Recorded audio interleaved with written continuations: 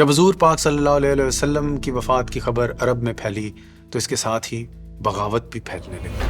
وسیع صحرا کے شمالی اور مرکزی قبائل نے اسلام سے الگ ہونے یا کم از کم اس کے ٹیکسز دینے سے انکار کرنے کی دھمکی دی۔ یہ ایمان کا مسئلہ نہیں، انہوں نے کہا، یہ ہماری قبائلی خود مختاری کا سوال ہے۔ نبی کو خراج دینا ایک الگ بات تھی، لیکن قریش کے خزانے کو بھرنا بالکل الگ بات ہے۔ جیسے حضور پاک نے چاہا، مولا علی نے فاطمہ رضی اللہ تعالیٰ عنہ کے ساتھ اپنی وفاداری نبھائی، مگر اب امت کے اتحاد کو مضبوط کرنے کا وقت تھا۔ بغاوت کے طوفانوں کے سامنے ایک مضبوط دیوار بنانے کے لیے اور تفریق کی قوتوں کے خلاف ایک آواز پیش کرنے کے لیے ان نے حضرت ابوبکر کی بیعت کی۔ بعد میں ان کے چاہنے والوں نے اس قدم کو ایک مروت کی مثال مانا، مگر علی رضی اللہ تعالیٰ عنہ کے لیے شاید یہ ان کا سب سے بڑا اصول تھا، جو آنے والے دنوں میں ان کا سب سے بڑا بوجھ بننے والا تھا۔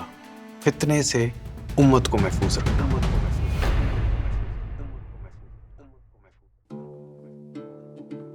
اسلامی اصطلاح میں فتنے کا مطلب وہ حالات ہیں جو مسلمان امت کے اتحاد کے لیے خطرہ بن جائے۔ اللہ تعالیٰ فتنے کو نفرت اور فساد کا ذریعہ سمجھتے ہیں اور مسلمانوں کو اس کے شکار ہونے سے بچنے کی ہدایت دیتے ہیں۔ یہ ایک ایسی چیز ہے جو صرف تفریق ہی نہیں بلکہ اخلاقی پستی کا سبب بن سکتی ہے۔ اس سے کرپشن پھیل سکتی ہے۔ حضور پاک کے جانے سے امت میں طاقت کی ایک خلا پیدا ہو گئی، ایک پاور ویکیوم کریٹ ہو گیا۔ حضرت ابوبکر کے خلیفہ بنتے ساتھ ہی ان کی قیادت کا سب سے بڑا امتحان شروع ہو گیا۔ ہر طرف بغاوت کی لہر پھیل رہی تھی، کچھ قبائل کا ارتداد، کچھ کا زکوٰۃ دینے کے حکم سے انکار، اور جھوٹے نبیوں جیسے مسیلمہ، طلیحہ، جو اپنے گمراہ کرنے والے دعووں کے ذریعے لشکر اکٹھے کر رہے تھے۔ تو حضرت ابوبکر رضی اللہ تعالیٰ عنہ کے لیے اس طوفان میں امت کو سنبھالنا اور ایک بار پھر اسلام کے پرچم کے نیچے سب کو کھڑا کرنا ان کا سب سے بڑا فرض بن گیا۔ حضرت علی نے بھی ان کا اس کام میں ساتھ دیا۔ مسلمان لشکر ایک مثالی قوت بن گیا جو جذبہ ایمان اور بہترین قیادت کا ثبوت تھا۔ خالد بن الولید، جنہیں سیف اللہ کہا گیا، اپنی ہر جنگ کو شاندار حکمت اور ہمت کے ساتھ جیتے۔ ایک سال کے اندر تمام بغاوتوں کو کچل دیا گیا اور اگلے سال مسلمان لشکر عربیہ کے شمال کی طرف نکل گیا۔ ان کا نشانہ بیزنٹین کے قبضے میں ایک شہر دمشق پر تھا۔ ابو بکر، جو سنیوں کے نزدیک 4 خلفائے راشدین میں پہلے تھے، اپنے دور میں اسلام کو ایک بلندی کی طرف لے جاتے خود ایک بخار کی لپیٹ میں آ گئے اور سخت بیمار ہو گئے۔ وہ اسلام کی تاریخ میں اگلے 50 سالوں میں پہلے خلیفہ ہوں گے جو قدرتی وفات پائیں گے۔ مگر اس بار انصار کے مطابق کوئی شک نہیں تھا کہ ان کا جانشین کون ہونا چاہیے۔ کچھ سنیوں کا کہنا ہے کہ حضرت ابوبکر رضی اللہ تعالیٰ عنہ نے جو فیصلہ کیا وہ اس لیے کیا کیونکہ وہ امت کو اس تفریق سے بچانا چاہتے تھے جو انہوں نے اپنی بیعت کے وقت دیکھی۔ کچھ کا ماننا ہے کہ عرب فتوحات کے آغاز کا دور تھا، ان کا مقصد اسی لیے ایک مضبوط فوجی شخصیت کو قیادت دینا تھا، مگر شیعہ اس فیصلے کو مختلف نظر سے دیکھتے ہیں۔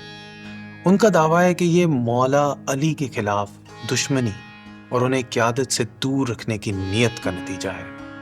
کوئی جو بھی وجہ ہو، حضرت ابوبکر رضی اللہ تعالیٰ عنہ کی بات تو صاف تھی کہ اس بار کوئی شورا نہیں ہوگی، کوئی قبائلی سرداروں یا بزرگوں کی مجلس نہیں بلائی جائے گی۔ حالانکہ ان کا اپنا چناؤ تو اسی پروسیس کے ذریعے ہوا تھا۔ جاہلیت کے دنوں میں شاید یہ فیصلہ زیادہ آسان ہوتا، حضرت ابوبکر کے بیٹوں کے سر پہ تاج سجا دیا جاتا۔ تاریخ میں وراثت شاہی کا نظام شاید اسی لیے اتنا عرصہ چلتا رہا ہے، کیونکہ اس سے جانشین کا فیصلہ کرنا آسان ہو جاتا ہے، کم از کم جمہوریت کے مشکل اور پیچیدہ رستوں سے تو زیادہ آسان ہے۔ یہ بھی کہا جا سکتا ہے کہ حضرت ابوبکر رضی اللہ تعالیٰ عنہ نے ایک بیچ کا راستہ اختیار کیا۔ اپنے جانشین کو چننے کا فیصلہ انہوں نے خود کیا، مگر اس شخص کی صلاحیت اور مہارت کی بنیاد پر، نہ کہ رشتہ داری اور تعلقات کی وجہ سے۔ یہ وہی شخص تھا جس کا نام انہوں نے 2 سال پہلے شورا میں بھی سجیسٹ کیا تھا۔ شیعہ نظر کے مطابق یہ فیصلہ ملی بھگت کا ایک ثبوت بن گیا، مگر اپنی موت کے قریب حضرت ابوبکر نے حضرت عمر رضی اللہ تعالیٰ عنہ کو دوسرا خلیفہ نامزد کر دیا۔ ایک لکھی ہوئی دستاویز سے یہ فیصلہ مسلمانوں کو سنا دیا گیا، جہاں ہر لفظ مہر کی طرح سب پر لگا دیے گئے کہ بحث کی کوئی گنجائش نہ رہے۔ ایک بار پھر مولا علی کو نظر انداز کر دیا گیا. اور اگر آپ شیعہ پرسپیکٹو سے سوچیں تو ان کا حق اس شخص کو دیا گیا جو ان کی بیوی کو نقصان پہنچانے اور ان کے گھر کو آگ سے جلانے کی دھمکی دینے کے ذمہ دار تھے. جب ابو بکر نے نبی پاک صلی اللہ علیہ وسلم کو ماں عائشہ رضی اللہ تعالیٰ عنہ کے کمرے کے نیچے سپرد خاک کیا تو علی نے ماننے والوں کو اپنے کہا کہ خاموش رہنا اتحاد کے لیے ضروری ہے. عمر کو چیلنج کرنے کے بجائے انہوں نے اونچی راہ چنی، یعنی کہ جس طرح انہوں نے حضرت ابو بکر کی بیعت کی اور اپنے عہد پر قائم رہے، اب وہی عہد حضرت ابو بکر کے چنے ہوئے جانشین کے لیے بھی تھا. اور اگر کسی کو ان کی اسلامی اتحاد کی وفاداری پر شک تھا تو انہوں نے شک بھی مٹا دیا. جب عمر رضی اللہ تعالیٰ عنہ کی دور حکومت کی شروعات تھی تو علی نے ابو بکر کی سب سے چھوٹی بیوہ اسما سے نکاح کر لیا. ایک بڑی مثال صلح اور اتحاد کی. علی نے اسما کے چھوٹے بیٹے جو کہ حضرت ابو بکر کے بیٹے تھے ان کو رسمی طور پر اپنایا. محمد ابن ابی بکر سیدنا ابو بکر کی خلافت کی شروعات کے کچھ ہی سال پہلے پیدا ہوئے. رشتے میں تو جبکہ وہ سیدنا ابو بکر رضی اللہ تعالیٰ عنہ کے زیادہ قریب تھے، مگر روحانی اور سیاسی طور پر مولا علی کی پرورش میں ظاہر ہے اہل بیت کی طرف ان کا رجحان بڑھ گیا. کسی کو کیا اندازہ تھا کہ معصوم سے اس بچے کا یہ رجحان آگے جا کر تشدد میں تبدیل ہونے کا امکان رکھتا ہے. یعنی کہ جو قدم مولا علی علیہ السلام نے تفریق کو سلجھانے کے لیے لیا اس میں ہی فتنہ پھیلانے کا اندیشہ ہے. یہ رشتہ صرف ایک فرض تک نہیں تھا، یہ بچے کی آدھی بہن ماں عائشہ رضی اللہ تعالیٰ عنہ کی طرف ایک صلح کا پیغام بھی تھا. لیکن جب یہ تفریق ابھی سلجھ ہی رہی تھی، ایک اور بے مثال قدم لیا انہوں نے. مولا علی نے خلیفہ عمر کی عزت میں اپنی بیٹی ام کلثوم جو کہ نبی پاک صلی اللہ علیہ وسلم کی نواسی تھی ان کو رشتے میں پیش کیا. یہ رشتہ صرف نسلوں کو نہیں بلکہ سیاسی تفریق کو بھی جوڑ رہا تھا، اور یہ رشتہ اسلامی اتحاد اور صلح کا ایک بہترین مثال بن چکا تھا.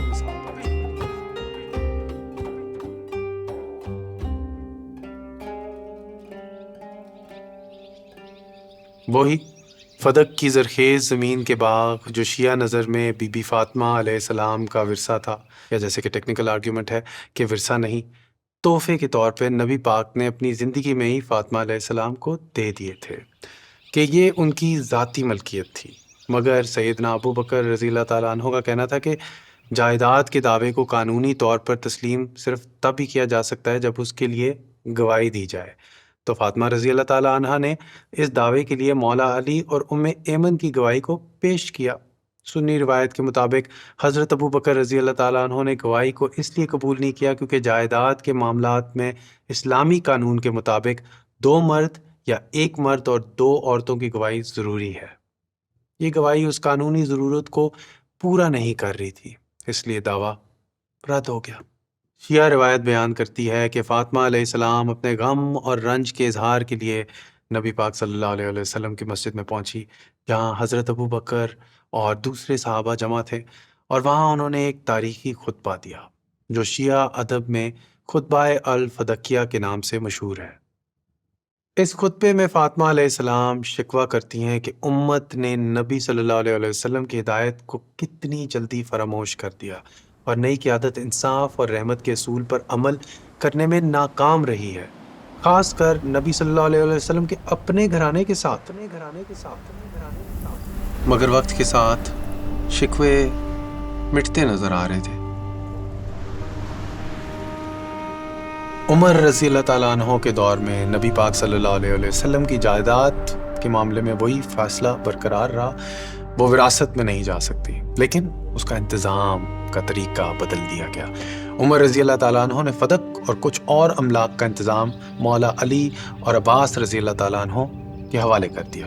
یہ دونوں جائیداد کی آمدنی کی دیکھ بھال کرتے مگر ان کے مالک نہیں تھے. اس کی آمدنی سے فاطمہ رضی اللہ تعالیٰ عنہ کی اولاد، بنو ہاشم کے افراد اور امت کے ضرورت مند لوگوں کی مدد ہوتی. مولا علی اپنے انصاف اور معتدل سوچ کے لیے مشہور تھے. اس بات کا خیال رکھتے کہ آمدنی حقدار تک برابر طور پر پہنچے اور گھرانے اور امت دونوں کی ضروریات پوری ہوں. جیسے یہ رشتے مضبوط ہوتے گئے، اسلامی سلطنت نئے جوش کے ساتھ آگے بڑھتی گئی. یقین اور قیادت کے اسٹریٹجک جذبے کے ملاپ نے سیریا اور پرشیا کو فتح کر لیا۔ فارسی سلطنت عراق پر اپنے قبضے کو قدسیہ کے میدان میں ختم ہوتی دیکھتی ہے، جبکہ بیزنٹین جو کہ کبھی نہ ہارنے والی قوت سمجھی جاتی تھی اپنے علاقوں کو یرموک میں گرتا دیکھتی ہے۔ مولا علی حالانکہ میدان جنگ میں نہیں تھے، مگر ان جنگوں میں عمر کا مشورہ دینے والے سب سے عام شخص تھے، جو اس بات کا خیال رکھتے کہ فتح کی تلواروں میں انصاف اور رحم قائم رہے۔ یہ شاید اس بات کا بھی ثبوت ہے کہ اسلام کا پرچم دوری اور شکوے کو بھی مٹانے کی طاقت رکھتا ہے۔ حضرت عمر رضی اللہ تعالیٰ عنہ کے دور میں عرب فتوحات کا اصل آغاز ہوا۔ عمر تو ابو بکر کا عنوان نیب نبی قبول کر چکے تھے، لیکن ایک نیا عنوان بھی لے کر آئے، امیر المومنین۔ یہ عنوان صرف ان کی شان نہیں بیان کر رہا تھا، بلکہ ان کی قیادت کا اظہار تھا۔ صحرا کی ریت پر چادر میں لپٹ کر سوتا ہوا سپہ سالار اپنے لشکر کے بیچ میں رہنے کو افضل سمجھتا تھا۔ پیچھے سے حکم دینا ان کا طریقہ نہیں تھا، وہ اپنے لشکر کے ساتھ لڑتے تھے۔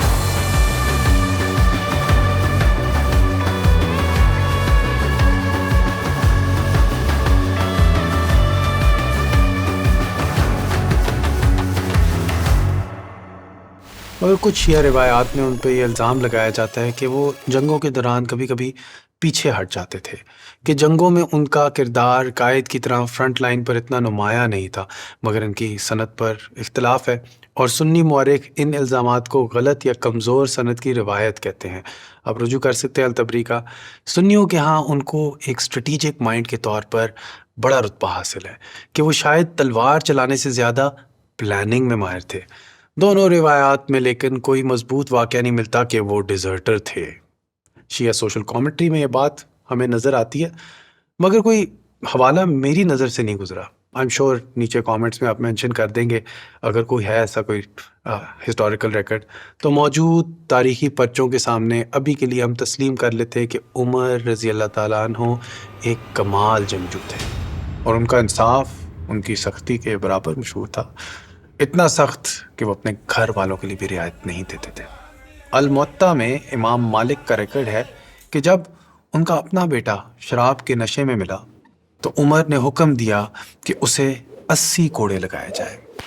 کچھ اکاؤنٹس کے مطابق اسی سزا کی وجہ سے وہ دنیا سے چلے گئے، اور کہا جاتا ہے کہ عمر رضی اللہ تعالیٰ عنہ نے آنسو بہانا بھی گوارا نہ سمجھا۔ عمر نے دیوان کا نظام قائم کیا، جہاں ہر مسلمان کو ہر سال ایک مقرر وظیفہ دیا جاتا تھا، کچھ ویسا ہی جیسے آج کل دبئی اور گلف جیسے امیر ملکوں میں دیا جاتا ہے۔ وظیفے کے معاملے میں اگر سلطنت میں مسلمان کم ہوں گے تو ہر ایک کا وظیفہ بڑھتا چلا جائے گا، اور کیونکہ لوگوں کے لیے یہ ٹیکسز وہی رہے جو پہلے بیزنٹین اور فارسی سلطنت کے دور میں وہ دیے جا رہے تھے، تو ان کو اس میں اپنی جیب پر زیادہ بوجھ نہیں محسوس ہوا۔ جیسے آج کل نئی حکومت آنے پر فگر ہیڈی بس تبدیل ہو جاتا ہے، زیادہ تر لوگوں نے عرب حکومت کو بھی اسی طرح اپنانے میں دیر نہیں لگائی، مگر یہ بات سب پر لاگو نہیں ہوئی۔ غیر مسلمانوں کو جزیہ ٹیکس کے بدلے میں اسلامی ریاست میں مذہبی آزادی اور حکومتی تحفظ ملا، لیکن ہر حکومت کے نیچے وہ لوگ جو اپنا مقام اور طاقت کھو بیٹھے تھے اندر ہی اندر سے ناراضگی رکھتے تھے۔ ساتھ میں ایک بڑی تعداد میں قید کیے گئے فوجی غلام بنا دیے گئے، اور کون اپنے رتبے کو کھو کر غلام بننا قبول کر سکتا ہے؟ اور جیسے کہ ایکسپیکٹ کیا جا سکتا ہے، کچھ کے دلوں میں ان لوگوں کے لیے نفرت بھر گئی تھی جن نے ان سے ان کا وطن اور مقام چھینا اور ان کو اس حالت میں لائے۔ ان غلاموں میں سے ایک تھا ابو لولو فیروز، ایک فارسی غلام جو مدینہ میں ایک ماہر کاریگر تھا۔ اس کے دل میں عمر رضی اللہ تعالیٰ عنہ کے لیے نفرت کی آگ تھی۔ جب ابو لولو نے عمر رضی اللہ تعالیٰ عنہ کے سامنے اپنی شکایت رکھی، گزارش کی کہ ان کے مالک ان پہ ٹیکس کا بوجھ کم کریں، تو عمر رضی اللہ تعالیٰ عنہ نے اسلامی قانون کا حوالہ دیتے ہوئے اس معاملے میں مداخلت کرنے سے انکار کر دیا۔ اس رد عمل سے ابو لولو کے دل میں ایک گہری ناراضگی اور انتقام لینے کا جذبہ پیدا ہوا۔ 23 ہجری ذوالحج کی 26ویں تاریخ کی صبح عمر رضی اللہ تعالیٰ عنہ مدینے کی مسجد میں فجر کی نماز پڑھنے کے لیے داخل ہوئے۔ ہمیشہ کی طرح وہ جماعت کے سامنے کھڑے ہو کر نماز کی امامت کرنے لگے۔ ماحول پرسکون تھا اور کسی کو بھی اس آنے والے سانحے کا اندازہ نہیں تھا۔ ابو لولو فیروز اپنے 2 دھاری خنجر کے ساتھ نمازیوں کے بیچ چھپا تھا۔ اچانک وہ آگے بڑھا اور عمر رضی اللہ تعالیٰ عنہ پر وار کرتا گیا، لگاتار وار، ان کے پیٹ اور جسم پر گہرے زخم لگائے۔ عمر رضی اللہ تعالیٰ عنہ زخمی ہو کر گر گئے۔ جب ابو لولو نے فرار ہونے کی کوشش کی تو اپنے راستے میں اس نے 13 اور لوگوں کو زخمی کیا، جن میں سے 6 تو وفات پا گئے۔ نمازیوں نے اسے گھیر لیا اور جب اس نے دیکھا کہ اب فرار ہونے کا کوئی رستہ نہیں تو اس نے اپنے ہی خنجر سے اپنی ہی جان لے لی۔ اتنے گہرے زخم لگنے کے باوجود عمر رضی اللہ تعالیٰ عنہ ہوش میں رہے۔ انہیں گھر لے جایا گیا جہاں ان کے زخموں کا طبی جائزہ لگایا گیا، اور جب تصدیق ہوئی کہ ان کا وقت قریب ہے تو عمر رضی اللہ تعالیٰ عنہ نے اپنی موت کی تیاری بھی اتنی ہی ہمت اور ثابت قدمی کے ساتھ کی جو انہوں نے اپنی پوری زندگی میں دکھائی۔ انہوں نے مدینہ کے لوگوں کو بلایا اور اپنے بات کے لیے واضح ہدایات دی۔ اپنے انتقال سے پہلے عمر رضی اللہ تعالیٰ عنہ نے ماں عائشہ سے گزارش کی کہ انہیں بھی نبی پاک صلی اللہ علیہ وسلم اور حضرت ابو بکر رضی اللہ تعالیٰ عنہ کے قریب دفن کیا جائے۔ ماں عائشہ نے اس گزارش کو قبول کیا اور عمر اس دن کے 3 دن بعد اس دنیا سے رخصت ہو گئے۔ اس وقت ان کی عمر تقریباً 63 سال تھی۔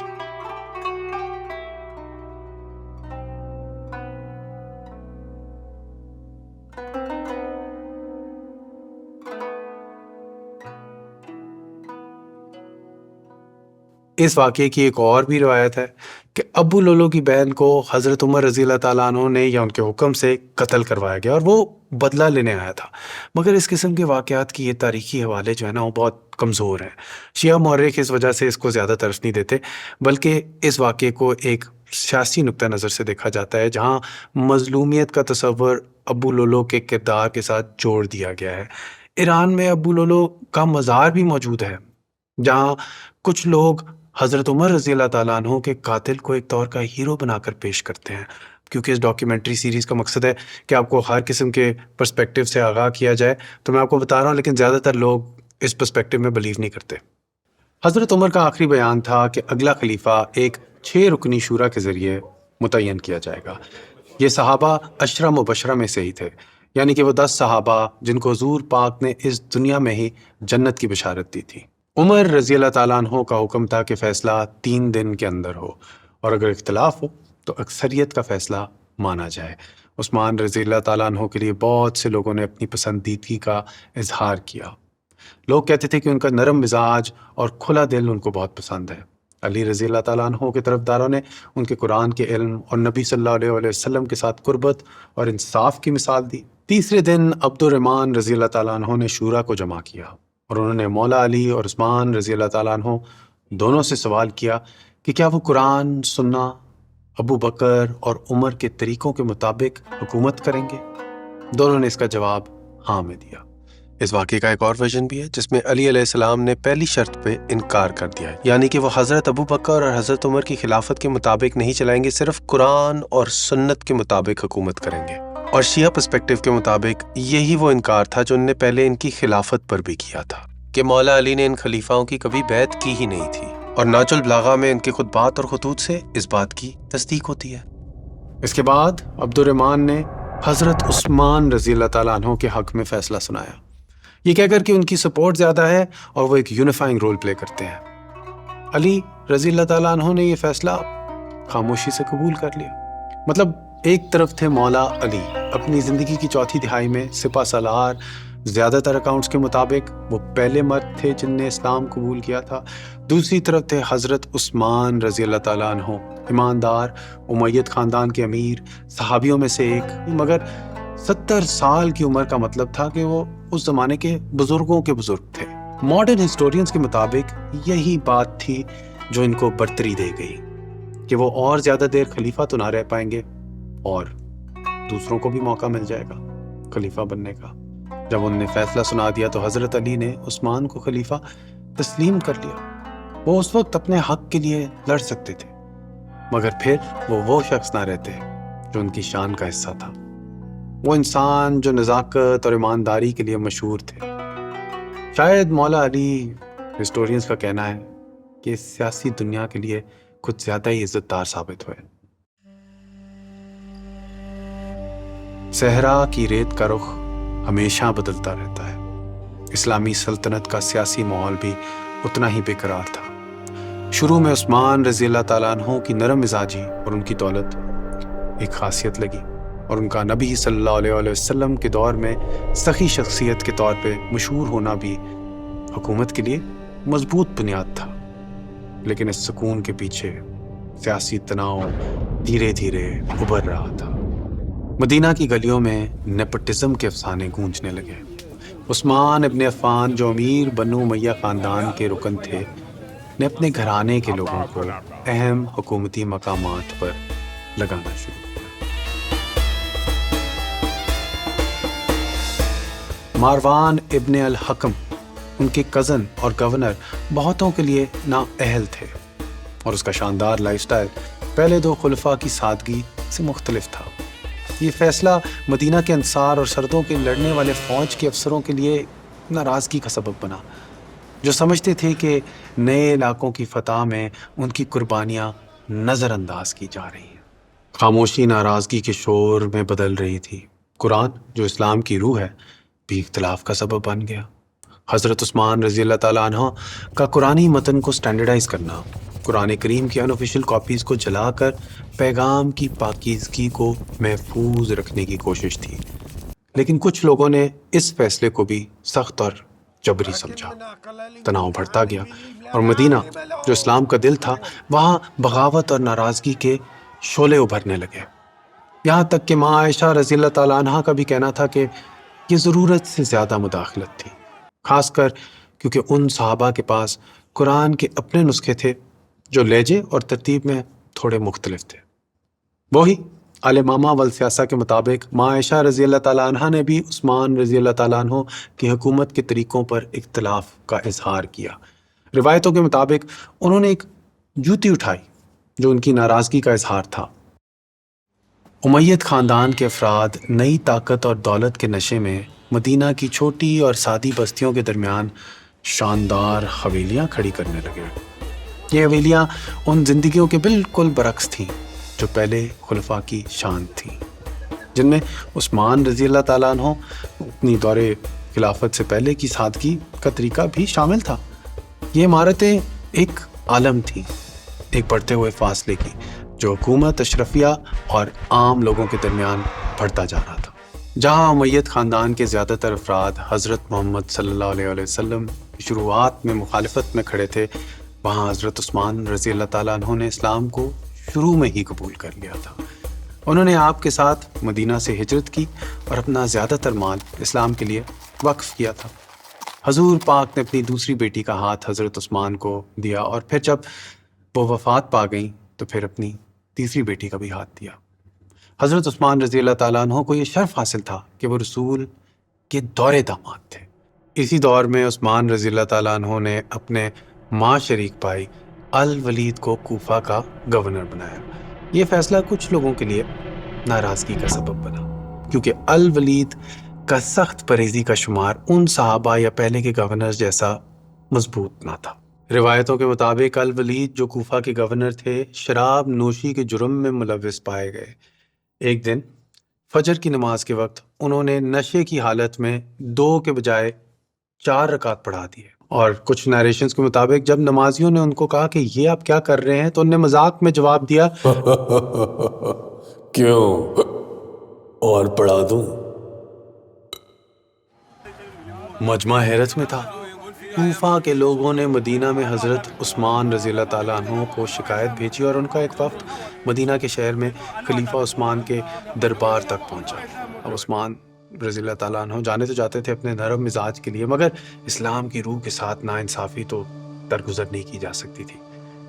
رشتہ دار ہونے کے باوجود اسلامی قانون کو نافذ کیا گیا، اور نہ صرف ان کو ان کے عہدے سے ہٹا دیا گیا، مگر شریعہ کے مطابق ان کو 40 کوڑے بھی مارے گئے۔ ٹیکس اور کھیتی سے ہونے والی پیداوار کا منافع جو اصل میں عوام کا حق تھا، اکثر عثمان رضی اللہ تعالیٰ عنہ کے خاندان کے ہاتھوں میں جاتا رہا۔ خزانہ جو عوام کی بھلائی کا مرکز ہونا چاہیے تھا، ان کے پاس سے گزر کے امیدوں کی عیاشی میں لگنے لگا۔ لوگوں نے شکایت کی کہ جو وہ ٹیکس دیتے تھے وہ ان کی ضرورت کے لیے نہیں استعمال کیا جاتا تھا، بلکہ حکمران اس پیسے کا فائدہ اپنے لیے اٹھاتے تھے۔ حالانکہ کچھ سنی مورخ اور معزز خواہ اس نظام کا دفاع کرتے ہیں، لیکن تاریخی بیانات واضح ہیں کہ اس زمانے میں الزام عام تھے کہ ریاستی بیت المال کو ناانصافی سے تقسیم کیا جا رہا ہے۔ مصر، کوفہ اور بصرہ سے آنے والے باغی مولا علی رضی اللہ تعالیٰ عنہ میں وہ انصاف تلاش کر رہے تھے جو ان کے لیے عثمان رضی اللہ تعالیٰ عنہ کے دور میں کھو چکا تھا۔ نبی پاک صلی اللہ علیہ وسلم کے ساتھ ان کی قربت، قرآن کا گہرا علم اور کا کبھی نہ جھکنے والا انصاف ناراض لوگوں کے لیے امید کی ایک مثال بن گیا۔ مدینہ کی بے قرار ہواؤں کے سنگ ابو بکر کے فرزند محمد بن ابی بکر بھی شامل تھے، اور جبکہ تاریخ میں کوئی ایک حادثہ نہیں ملتا جو محمد بن ابی بکر کو عثمان رضی اللہ تعالیٰ عنہ کی مخالفت میں لے آتا ہے، مگر اندازہ یہ لگایا جاتا ہے کہ جوانی کی آئیڈیلزم اور جذباتی سوچ انہیں ان لوگوں کے قریب لے آئی جو خلیفہ عثمان سے ناراض تھے۔ مصر، کوفہ اور بصرہ کے وفد عثمان رضی اللہ تعالیٰ عنہ کے سامنے پیش ہوئے، خلیفہ کو اپنی شکایات سنائی، اور خلیفہ نے جب ان کو یقین دلایا کہ ان کا حل نکالا جائے گا تو مطمئن ہو کر مدینہ سے واپس چل پڑے۔ لیکن واپسی میں ہی مصر کے وفد، جس میں محمد بن ابی بکر بھی تھے، نے ایک پیغام رساں کو روکا۔ اس پیغام رساں کے پاس ایک خط تھا جو عثمان رضی اللہ تعالیٰ عنہ کا مہر شدہ تھا اور مصر کے گورنر کے لیے بھیجا گیا تھا۔ اس خط کا مضمون انتہائی خطرناک تھا۔ اس میں مصر کے گورنر کو حکم دیا گیا تھا کہ وہ باغیوں کو واپس پہنچنے پر گرفتار کریں اور ان کے رہنماؤں کو قتل کر دیں۔ یہ بات سنتے ہی وہ بھروسہ جو کچھ دیر پہلے عثمان رضی اللہ تعالیٰ عنہ کے وعدوں پر بنا تھا، ریزہ ریزہ ہو گیا۔ خط نے دھوکے اور سازش کا ایک ایسا منظر پیش کیا کہ اگر یہ اصل تھا تو اس کا مطلب یہ تھا کہ عثمان رضی اللہ تعالیٰ عنہ کا صلح کا اظہار صرف ایک پردہ تھا جس کے پیچھے ان کی موت کا پلان بنایا جا رہا تھا، اور اگر یہ جھوٹا تھا، جو کہ اکثر سنی تاریخ نگار کہتے ہیں، تب بھی اس نے وہی اثر ڈالا جو اصل ہونے پر ہوتا کہ ان کے مطابق ایسے خلیفہ کی حکمرانی کا کیا بھروسہ جس میں ان کی جعلی مہر کے ذریعے حکم دیے جا سکتے ہیں۔ ناراض تنقیدار باغی بن تو یہ سمجھنے لگے کہ اب ان کی زندگی کو خطرہ ہے۔ وہ غصے کا طوفان لیے محمد ابن ابی بکر اور ان کے باغی ساتھی مدینہ فوراً واپس لوٹ آئے۔ عثمان رضی اللہ تعالیٰ عنہ کا دوبارہ سامنا کرتے ہوئے انہوں نے جواب طلب کیا۔ محمد ابن ابی بکر جو دونوں نسلوں کے درمیان کھڑے تھے، یہ سمجھنے لگے کہ اب صرف مولا علی علیہ السلام کی قیادت ان کا راستہ صاف کر سکتی ہے۔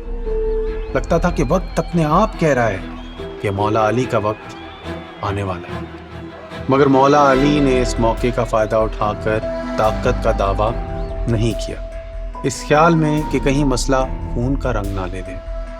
پھر بھی تاریخ کی لہروں کا رخ مولا علی کی طرف ہی مڑ رہا تھا، جیسے تقدیر اپنی بات منوانا چاہ رہی ہو۔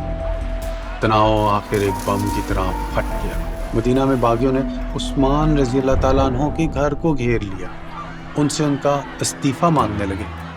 خلیفہ جو اپنی بزرگی میں کمزور تھے، استعفیٰ دینے سے انکار کرتے رہے، اس بات پر زور دیتے ہوئے کہ ان کا فرض الہی انہیں حکومت چھوڑنے کی اجازت نہیں دیتا۔ دن ہفتوں میں تبدیل ہو گئے اور گراؤ اور سخت ہوتا گیا۔ باغیوں نے ان کے گھر کا راشن اور پانی تک بند کر دیا۔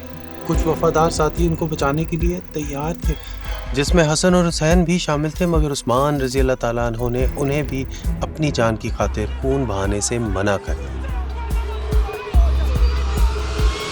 یہی وہ وقت تھا جب عثمان رضی اللہ تعالیٰ عنہ نے خواب دیکھا، جہاں نبی پاک صلی اللہ علیہ وسلم، حضرت ابو بکر رضی اللہ تعالیٰ عنہ اور حضرت عمر رضی اللہ تعالیٰ عنہ ان سے ملتے ہیں اور کہتے ہیں، عثمان آج افطاری ہمارے ساتھ کرو، ہمارے ساتھ کرو۔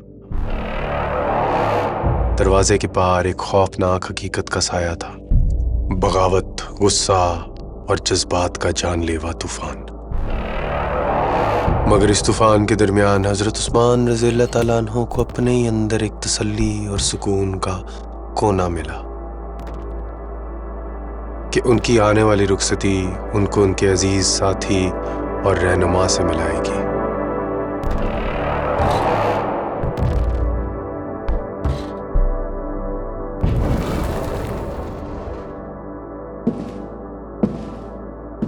عثمان رضی اللہ تعالیٰ عنہ کے گھر میں داخل ہونے والے سب سے پہلے محمد ابن ابی بکر تھے، حضرت ابو بکر صدیق کے فرزند اور مولا علی کے اپنائے ہوئے بیٹے،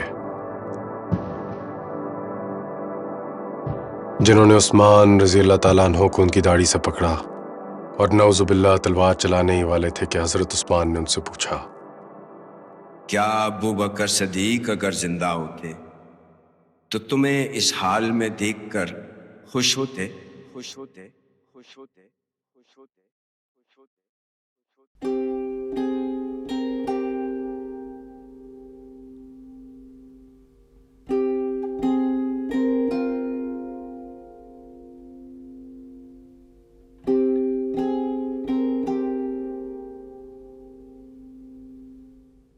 محمد ابن ابی بکر کا ضمیر جاگ گیا اور وہ پیچھے ہٹ گئے۔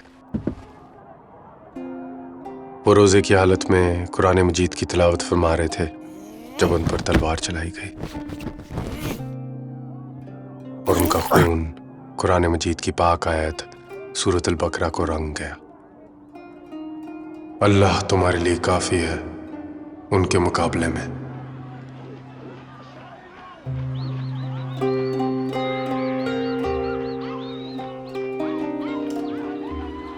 ان کی شریک حیات نے اپنے شوہر کو بچانے کی کوشش کی، مگر جب انہوں نے تلوار کے وار کو روکنے کے لیے اپنا ہاتھ اٹھایا تو ان کی انگلیاں کاٹ دی گئیں۔ نبی صلی اللہ علیہ وسلم کے ساتھی اور اسلامی سلطنت کے خلیفہ کا یہ قتل دنیا میں ایک ذہن ہلانے والا منظر بن گیا۔ مدینے کی گلیوں میں خاموشی کی لہر چھا گئی جب اس آفت کا بوجھ امت پر آ گرا۔ یہ صرف ایک خلیفہ کا انتقال نہیں تھا، اتحاد کا اختتام تھا۔ پہلی بار اسلامی سلطنت بغیر کسی قائد کے رہ گئی تھی اور انارکی پھیل چکی تھی۔ عثمان رضی اللہ تعالیٰ عنہ کا جسم مبارک 2-3 دن بنا دفن وہیں پڑا رہا، جو اسلامی روایات سے ایک حیرت انگیز انحراف تھا۔ باغی اپنی کامیابی سے جذبہ حاصل کرتے ہوئے گلیوں میں پھرتے علی رضی اللہ تعالیٰ عنہ سے خلافت قبول کرنے کا مطالبہ کرتے رہے۔ علی رضی اللہ تعالیٰ عنہ نے انکار کیا۔ انہوں نے عثمان رضی اللہ تعالیٰ عنہ کے گھر کی دیواروں پر لگا خون دیکھا، باغیوں کے غصے اور لوگوں کی حیرانی کو محسوس کیا۔ انہیں لگا کہ اس وقت خلافت کا تخت اختلاف اور خون میں رنگ چکا ہے، لیکن مدینہ ٹوٹ رہا تھا۔ بغیر لیڈر کے امت کی تباہی کا اندیشہ تھا۔ نبی صلی اللہ علیہ وسلم کے ساتھی انصار اور مہاجرین علی رضی اللہ تعالیٰ عنہ سے التجا کرتے رہے کہ وہ آگے بڑھیں۔ آخرکار چند دنوں کی غور و فکر کے بعد علی رضی اللہ تعالیٰ عنہ مان ہی گئے۔ انہوں نے خلافت کو ایک انعام کے طور پر نہیں بلکہ ایک بوجھ، ایک ذمہ داری کے طور پر قبول کیا تاکہ انصاف اور اتحاد کو دوبارہ قائم کیا جا سکے۔ انہیں کیا معلوم تھا کہ یہ فیصلہ جو فتنے کو روکنے کے لیے کیا گیا ہے وہ امت میں ایک اور فتنے کا باعث بن جائے گا۔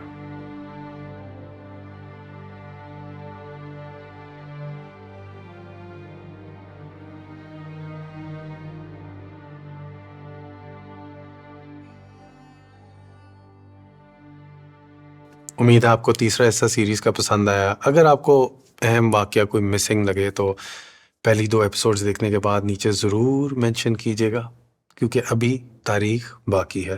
حوالات نہ صرف آپ کو ویڈیو میں آن سکرین مینشن ملیں گے مگر ڈسکرپشن میں بھی مینشن ہے۔ اس تاریخ کے بہت سارے پرسپیکٹیوز ہیں، شیعہ سنی سے فکر کے اندر ہی رہتے نا، تو اس لیے میں نے صرف مین سٹریم نظریات آپ کو یہاں پہ پیش کیے ہیں۔ اگر آپ کو انٹرسٹ ہے تفصیلی تاریخ جاننے میں تو انگریزی میں یاسر قادی صاحب کے سنی پرسپیکٹیو کے لیکچرز بہت ڈیٹیل میں کور کرتے ہیں ان موضوعات کو. گامدی صاحب اور انجینئر محمد علی مرزا صاحب سے شاید آپ پہلے سے واقف ہوں, وہ بھی اچھی طریقے سے ان کو کور کرتے ہیں. شیعہ پرسپیکٹیو کے لیے میں نے کتابوں کے حوالے ڈسکرپشن میں اٹیچ کر دیے ہیں, اور جو کتابوں میں آپ کو ڈیٹیل ملتی ہے وہ آپ کو ویڈیوز میں نہیں ملے گی. یہاں تک ویڈیو دیکھنے کے لیے شکریہ. اللہ حافظ.